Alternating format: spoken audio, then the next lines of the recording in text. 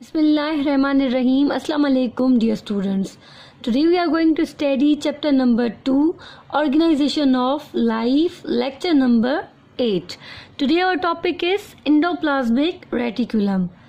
Dear student, last time हमने जो topic discuss किया था वो था साइटोप्लाज्म. जब हमने साइटोप्लाज्म के बारे में स्टडी की थी तो वहाँ पर हमने पढ़ा था कि साइटोप्लाज्म के अंदर बहुत सारी ऑर्गेनील्स प्रेजेंट होते हैं. जैसे कि हमने पढ़ा था एंडोप्लाज्मिक रेटिकुलम के बारे में, माइटोकॉन्ड्रिया, वैक्यूल, सेंट्रियोल्स और भी बहुत. ठीक है, तो इन सब को हम वन बाय वन डिस्कस करेंगे. तो सबसे पहला जो ऑर्गेनील है जो आज हम डिस्कस करेंगे वो है एंडोप्लाज्मिक रेटिकुलम. ठीक है, अब endoplasmic reticulum, the word endoplasmic, endo का मतलब होता है, एंडोप्लाज्मिक का मतलब होता है इनसाइड साइटोप्लाज्म, और रेटिकुलम का मतलब होता है नेटवर्क. यानी एंडोप्लाज्मिक रेटिकुलम का मतलब क्या हुआ कि ये एक नेटवर्क की फॉर्म में साइटोप्लाज्म के अंदर प्रेजेंट होता है. ठीक है, अगर आप इस डायग्राम को देखें तो इस डायग्राम में आपको कुछ नेटवर्क टाइप स्ट्रक्चर नजर आ रहा होगा. ठीक है, ये एक सेल है, यहाँ पर ये सेल मेम्ब्रेन है. ठीक है, और ये यहाँ पर न्यूक्लियस है. न्यूक्लियस के बाद जो नेटवर्क फॉर्म में स्ट्रक्चर आपको नजर आ रहा है ये है एंडोप्लाज्मिक रेटिकुलम. ठीक है, तो ये इस तरीके से साइटोप्लाज्म में नेटवर्क की फॉर्म में प्रेजेंट होता है. ठीक है, उसके अलावा एक इम्पोर्टेंट बात मैं आपको बताती चलूं कि एंडोप्लाज्मिक रेटिकुलम प्रेजेंट होता है यूकैरियोटिक सेल में. कौन से सेल में? यूकैरियोटिक. अब यूकैरियोटिक सेल्स कौन से सेल होते हैं? ऐसे सेल होते हैं जिनके अंदर ट्रू न्यूक्लियस प्रेजेंट होता है. अब ट्रू न्यूक्लियस से मुराद की जिनके पास कंप्लीट न्यूक्लियस हो उनको हम कहते हैं यूकैरियोटिक सेल. ठीक है, तो एंडोप्लाज्मिक रेटिकुलम यूकैरियोटिक सेल के अंदर प्रेजेंट होते हैं. अब हम कंपोजिशन की बात करते हैं कि एंडोप्लाज्मिक रेटिकुलम जो है वो कौन सी मटेरियल से बना हुआ होता है. एंडोप्लाज्मिक रेटिकुलम बना हुआ होता है लिपिड और प्रोटीन से. लिपिड और प्रोटीन मिलकर एंडोप्लाज्मिक रेटिकुलम को बनाते हैं. ठीक है, अब आ जाता है हमारे पास स्ट्रक्चर. अगर हम स्ट्रक्चर की बात करें तो स्ट्रक्चर जो है एंडोप्लाज्मिक रेटिकुलम का हमने पढ़ा कि वो नेटवर्क का बना हुआ होता है. ठीक है, नेटवर्क टाइप स्ट्रक्चर होता है जो कि साइटोप्लाज्म में प्रेजेंट होता है. ठीक है, अब किस चीज के नेटवर्क होते हैं वो हम डिस्कस करेंगे. इस डायग्राम को आप देखें तो ये है न्यूक्लियस. ठीक है जी, ये है क्या है? न्यूक्लियस. ठीक है, उसके अलावा ये एक सेल है, सेल के अंदर न्यूक्लियस है सेंटर पर. ठीक है, उसके अलावा ये सेल मेम्ब्रेन है, आउटर लेयर. ठीक है जी, सेल मेम्ब्रेन हो गई. अब न्यूक्लियस के बाद एक स्ट्रक्चर शुरू हो रहा है, स्टार्ट हो रहा है. ठीक है, नेटवर्क टाइप स्ट्रक्चर स्टार्ट हो रहा है. और ये स्ट्रक्चर जो है किस टाइप का नेटवर्क है? ट्यूब्यूल्स फॉर्म में. अगर आप देखें तो ये एक लॉन्ग ट्यूब्यूल्स जो हैं स्टार्ट हो रहे हैं न्यूक्लियर मेम्ब्रेन से सेल मेम्ब्रेन तक भी समटाइम्स ये स्ट्रक्चर होता है. तो ये नेटवर्क जो है किस टाइप का नेटवर्क होता है? एंडोप्लाज्मिक रेटिकुलम का ये एक ट्यूब्यूल्स का नेटवर्क होता है. और इन ट्यूब्यूल्स को हम कहते हैं सिस्टर्नी. ठीक है, एंडोप्लाज्मिक रेटिकुलम ट्यूब्यूल की फॉर्म में होता है और इन ट्यूब्यूल्स को हम क्या कहते हैं? इनको सिस्टर्नी कहा जाता है.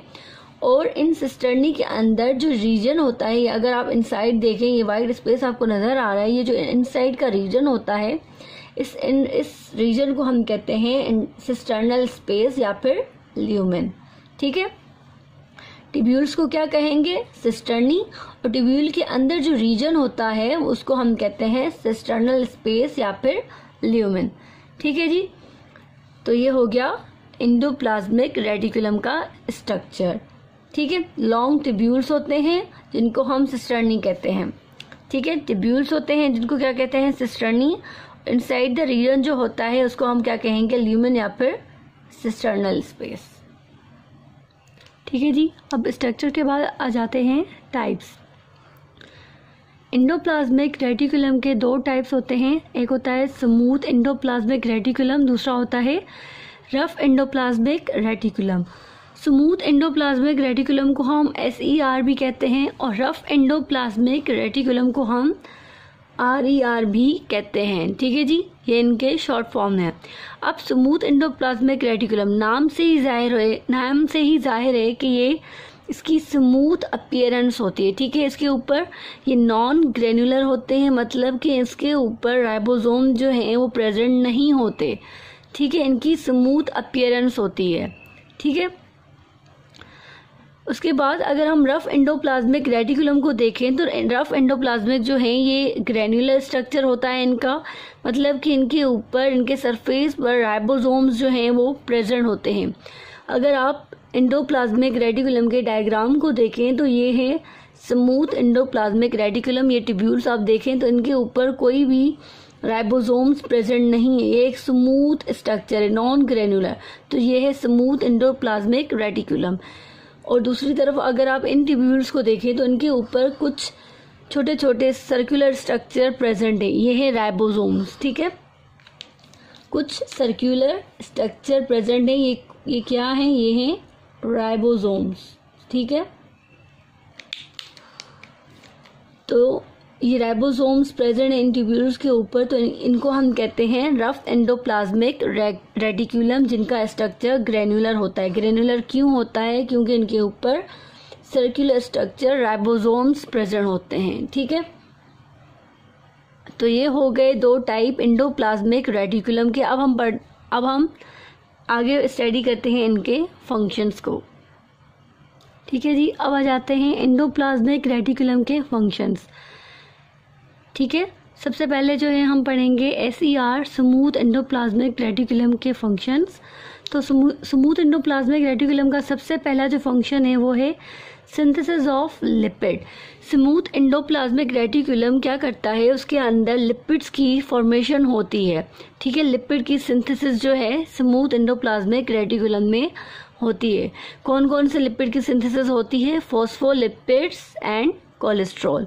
ठीक है, इन लिपिड्स की स्मूथ एंडोप्लाज्मिक रेटिकुलम में सिंथेसिस होती हैं। ये लिपिड्स जो हैं ये बहुत ही इम्पोर्टेंट लिपिड हैं जो कि ऑर्गेनेल्स की या फिर जो भी सेल्स होते हैं उनकी मेम्ब्रेन बनाते हैं। जैसे कि हमने सेल मेम्ब्रेन में भी पढ़ा था फॉस्फोलिपिड और कोलेस्ट्रॉल के बारे में, तो ये सेल मेम्ब्रेन में इन्वॉल्व थे। तो इसी तरीके से फॉस्फोलिपिड और कोलेस्ट्रॉल हर सेल की मेम्ब्रेन को बनाने में काम आते हैं। ठीक है, उसके अलावा स्टोरेज ऑफ कैल्शियम आयन।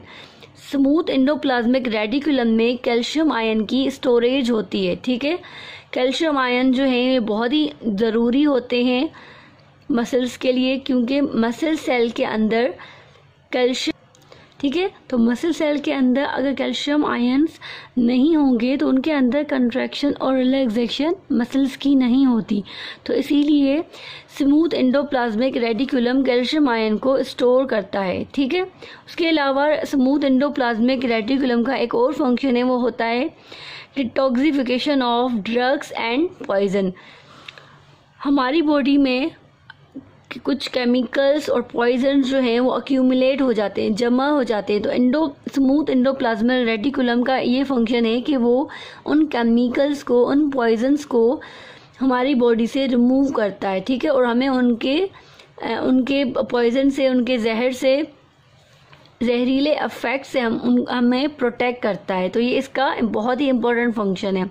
ठीक है जी, अब हमने स्मूथ एंडोप्लाज्मिक के फंक्शंस पढ़े, उसके बाद आ जाते हैं रफ एंडोप्लाज्मिक रेटिकुलम के फंक्शंस। ठीक है, तो रफ एंडोप्लाज्मिक रेटिकुलम का सबसे इम्पोर्टेंट फंक्शन ये है कि वो प्रोटीन की सिंथेसिस करता है। ठीक है, क्योंकि रफ एंडोप्लाज्मिक रेटिकुलम के ऊपर राइबोसोम्स प्रेजेंट होते हैं और राइबोसोम का काम क्या होता है कि वो प्रोटीन की सिंथेसिस करते हैं। ठीक है, तो रफ एंडोप्लाज्मिक रेटिकुलम हेल्पफुल होता है प्रोटीन की फॉर्मेशन में। ठीक है, उसके अलावा रफ एंडोप्लाज्मिक रेटिकुलम का एक और फंक्शन है कि help in transport of material. Rough endoplasmic reticulum material की ट्रांसपोर्ट में भी हेल्प करता है। फॉर एग्जांपल यहाँ पर हमने पढ़ा कि RER प्रोटीन सिंथेसिस करता है। ठीक है, यहाँ पर ये रफ एंडोप्लाज्मिक रेटिकुलम है। ठीक है जी, यहाँ से एक वेसिकल आ रहा है। ठीक है, और वो गोल्जी अपैरेटस, गोल्जी बॉडी के तरफ ट्रांसपोर्ट हो रहा है। ये गोल्जी बॉडीज़ हैं, ठीक है।